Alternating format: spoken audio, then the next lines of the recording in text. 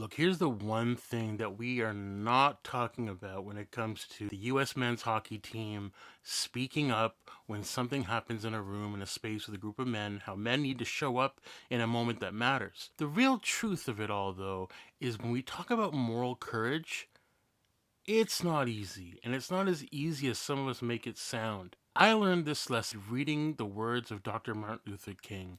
He talked about the story of the Good Samaritan. For a lot of us, we think of the parable of the Good Samaritan, and we think it's a story about a person who comes along and sees someone struggling and gets them help, gets them a place to stay, and does a good deed. Not as simple as that. To kind of explain it in 2026 terms, let's say the US invades Canada, right? And we're at war.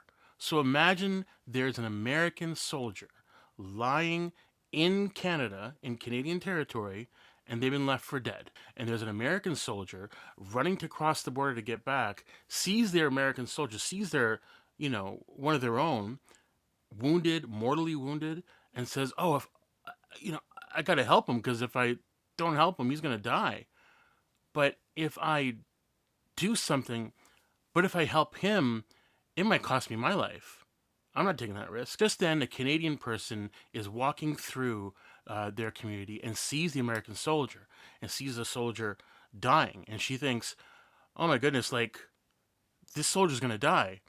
But if I go to help him, people might think I'm a traitor. They might shoot me."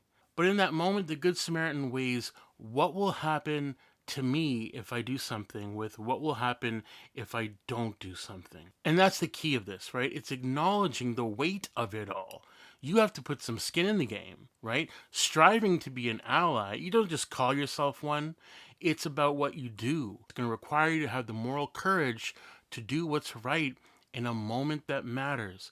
I talked in a previous video and in an upcoming blog piece about what I describe as the inner compass for men. You can go back and watch this video and find out more. I love Stephanie Harrison's 4 steps here. In a previous video, Stephanie talks about moral courage, and you can see the 4 points that she brings up here, which I think are great questions for all of us to ask ourselves. Because it is really about weighing the fears we have around the consequences of our actions if we take a step, if we take an action, and it's also aligning with the consequences of our actions and what happens if we don't do something. Or we believe we're good people, but the way we're living our lives is not meeting the mark, the kind of impact that we believe we have or that we want to have. And part of that is having the courage to face hard truths about ourselves, face realities around us, and finding the courage to speak up, step up, in one way or another, do something.